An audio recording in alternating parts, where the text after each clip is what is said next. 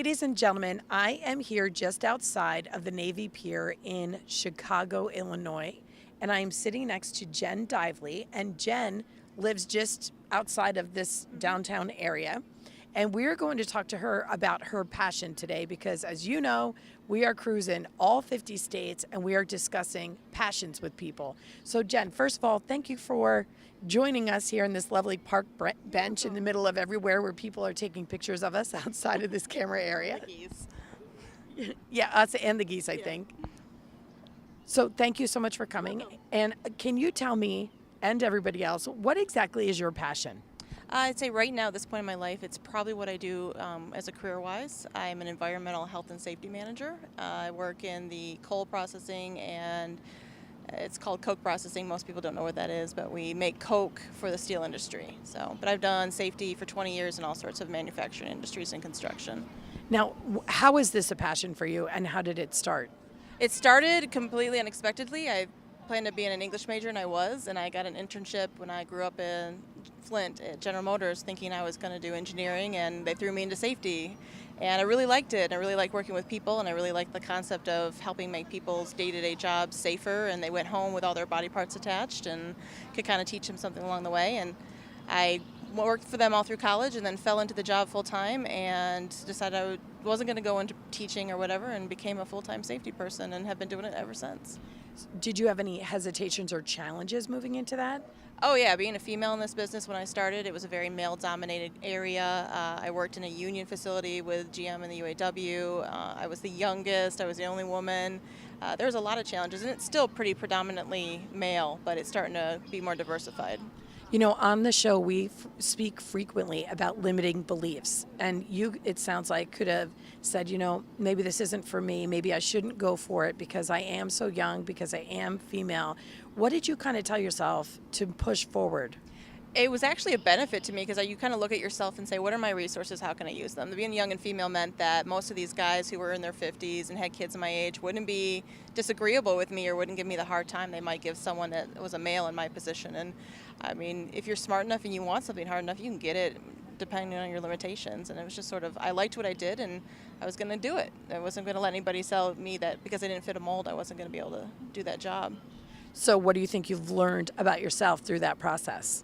I learned a lot. I mean, I grew up doing this process, and I learned how to work with people, and I learned how to both not take myself so seriously and to value myself and what I was able to do through it. Because if you're working with a lot of men, as a woman, if you're emotional, then it doesn't matter if you have a right to be emotional or upset or angry with something. They automatically kind of treat that as if it's a weakness and things like that. And you have to learn how to use that for your strengths. And you can do a lot without having to, resort to manipulations or things like that. You just have to learn to work with people. And I think I've worked with such a diverse group of people in the States, internationally, and it's taught me a lot about preconceived notions and why they don't really work most of the time.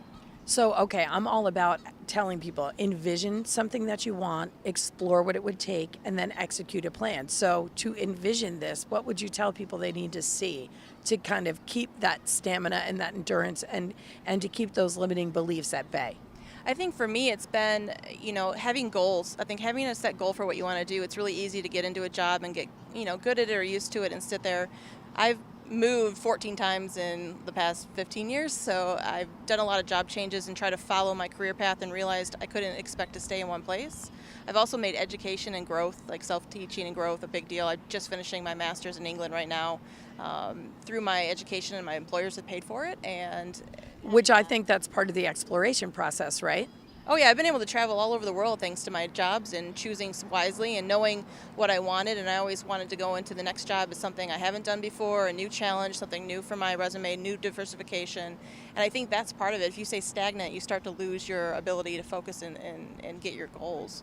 So for somebody to take that first step to execute, to go do something today, and maybe it's somebody already in a position, like you started somewhere, right? And then you had to change your mindset. So for them to do that, what would you suggest?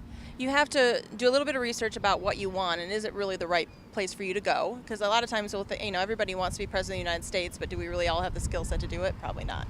Is it something that you think would be a good fit for your personality or your skill set? And if it is, and you have some gaps, find a way to fill those gaps, training, internships, things like that.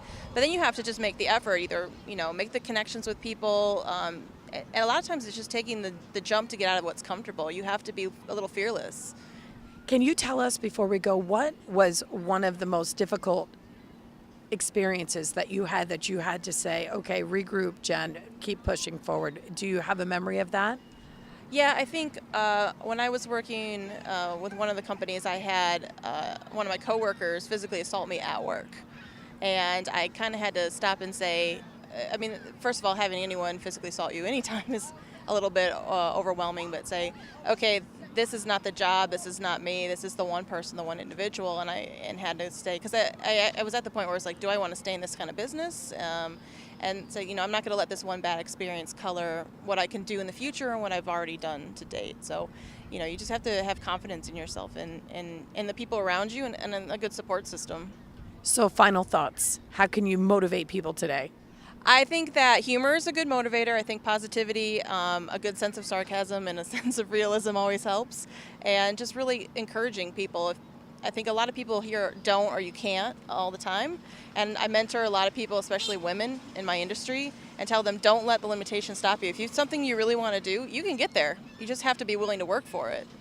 I love that. Now, I would love to make you a part of our private Facebook group so people can reach out to you there for advice if you'd like that. So they can look for you there. But thank you so much for joining us today. It's been an absolute pleasure. I loved it. Thank you very much.